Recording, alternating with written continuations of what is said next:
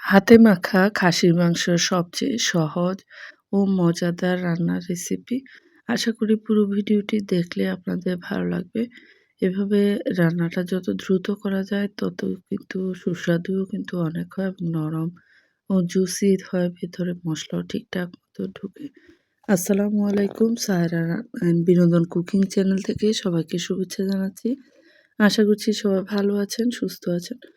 মাংসের যে প্রোটিন সেটা কিন্তু আমাদের শরীরের অত্যাবশ্যকীয় অ্যামাইনো অ্যাসিডের আধার হিসেবে কাজ করে। তাই মাংস কিন্তু প্রাণিজ আমিষ আমাদের প্রয়োজন ও মাঝে মধ্যেই খাওয়া দরকার। এর আমি এখানে খাসি মাংস নিয়েছি ২ কেজি পরিমাণ। দিয়ে দিলাম হলুদের গুঁড়ো, লবণ এবং ধনিয়ার গুঁড়ো। শেষ ধনিয়া ও জিরা একসাথে গুঁড়ো করে নিয়েছি। মরিচের গুঁড়ো। এখন দিয়ে দিচ্ছি পেঁয়াজের পেস্ট। পেঁয়াজের পেস্ট এখানে দিচ্ছি আমি ৩ টেবিল চামচ। লবণ দিয়েছি ১.৫ টেবিল চামচ। মরিচের গুঁড়ো দিয়েছি ১.৫ টেবিল চামচ। হলুদের গুঁড়ো ১ টেবিল চামচ। আদা বাটা ২.৫ টেবিল চামচ এবং রসুন বাটা ২ টেবিল চামচ। খাসির মাংস কিন্তু একটু মশলাদার করে রান্না করতে হয়। সেই সাথে আমি কিছু হোমমেড গরম মসলার গুঁড়ো করে নিচ্ছি।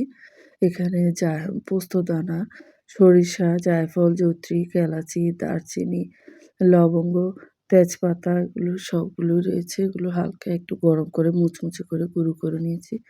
এই গরম মসলার গুঁড়োটা দেওয়ার সাথে সাথে কিন্তু অনেকটা রিচ হয়ে যায় এবং রান্নার ফ্লেভারও অনেকখানি বেড়ে যায়। এখন ভালো করে মসলা দিয়ে এগুলোকে মাখিয়ে ৩০ মিনিটের জন্য মেরিনেট করে রেখে দেব। মেরিনেট করে রাখলে কিন্তু মাংস সহজেই সফট হয়ে যায় এবং ভিতরে মসলাটা খুব ভালোভাবে লেগে যায়। আর সময় স্বল্পতা থাকলে সেক্ষেত্রে সাথে সাথেই রান্না করে নিতে পারেন। আপনারা যারা আমার ইউটিউব চ্যানেল থেকে দেখছেন প্লিজ একটি লাইক দিয়ে যাবেন। যারা সাবস্ক্রাইব করেননি সাবস্ক্রাইব করে পাশে থাকবেন। আর অবশ্যই বেল বাটনটি ক্লিক করতে ভুলবেন না।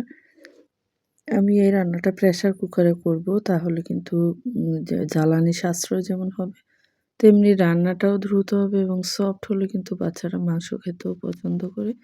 এখানে কুচানো পেঁয়াজ দিয়ে দিয়েছি ৩টি। খুব বেশি পেঁয়াজ দেওয়ার দরকার নেই যেহেতু আমি পেঁয়াজের পেস্ট ইউজ করেছি। এখন পেঁয়াজটা কিছুটা হয়ে আসলে গোটা উ এলাচ এবং দারচিনি, তেজপাতা এখানে এড করব। খুবই অল্প পরিমাণে যেহেতু গরম মসলার গুঁড়ো এখানে এড করেছি। এখন পেঁয়াজটা নরম হয়ে আসা পর্যন্ত ভেজে নিব। রান্না আসলে খুব বেশি জটিলতার কিছু নেই। হাতের কাছের উপকরণ দিয়ে করলেই হয়।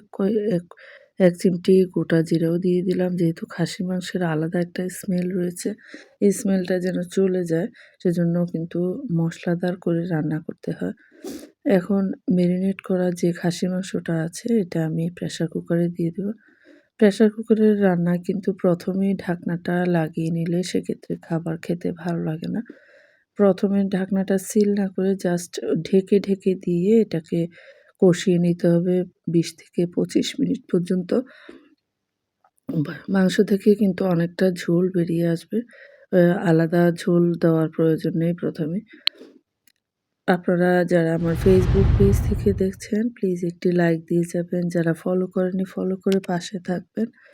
আর অবশ্য রান্না ভালো লাগলে শেয়ার করে ফ্রেন্ডস ও ফ্যামিলি মেম্বারদের দেখার সুযোগ করে দিবেন।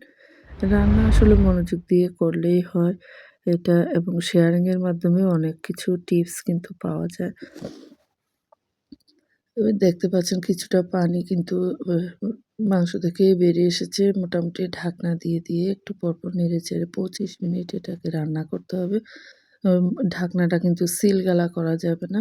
সিল করার পরে কিন্তু খুব বেশিক্ষণ লাগে না রান্না হতে। দেখতে পাচ্ছেন উপরে ঢাকনাটা দিয়ে আমি রান্না করছি। আপনারা কে কিভাবে খাসি মাংস খেতে পছন্দ করেন অবশ্যই কমেন্টে জানাবেন। আর খাসির মাংসের সাথে কিন্তু আলুও এড করা যায়। আলু দিলেও কিন্তু বাচ্চারা খেতে অনেক পছন্দ করে। এভাবে জাস্ট ঢাকনাটা উপরে রেখে কষিয়ে নিতে হবে। ২০-২৫ মিনিট কষানোর পরে এখানে আমি পানি এড করে দিচ্ছি। পানি খুব বেশি দিতে হবে না। ১.৫ কাপ পরিমাণ পানি দিয়ে দেব। যেহেতু প্রেশার কুকারে খুব বেশি কিন্তু পানি শুকায় না।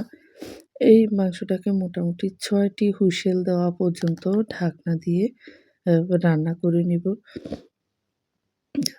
প্রেশার কুকার ইউজ করার ক্ষেত্রে কিন্তু অবশ্যই উপরে যে শিস দেওয়ার যে অংশটা এটা পরিষ্কার করে ইউজ করতে হয়। না হলে কিন্তু বাস্ট হওয়ার সম্ভাবনা থাকে, দুর্ঘটনা ঘটার। ৬ টা শিস দেওয়ার পরে কিন্তু ভিতরে যে প্রেশারটা রয়েছে সেটা ১৫ মিনিট আগুন নিভিয়ে ঠান্ডা করতে হবে। ভিতরে প্রেশারটা শেষ হওয়ার পরে কিন্তু রান্নাটা শেষ। দেখতে পাচ্ছেন তেলটাও উঠে এসেছে। আমি একটি সার্ভিং ডিশে কিছু মাংস তুলে নিচ্ছি। যেহেতু খাসি মাংসে হাড় মাংস থাকে, এটা দেখতে যেমন লোভনীয় সেই সাথে খেতেও কিন্তু বেশ সুস্বাদু হয়। রুটি, নান, পরোটা এগুলোর সাথে কিন্তু এই মাংসটা খুবই সুস্বাদু লাগে। আশা করি আপনাদের ভালো লেগেছে। ধন্যবাদ সবাইকে পুরো ভিডিওটি দেখার জন্য।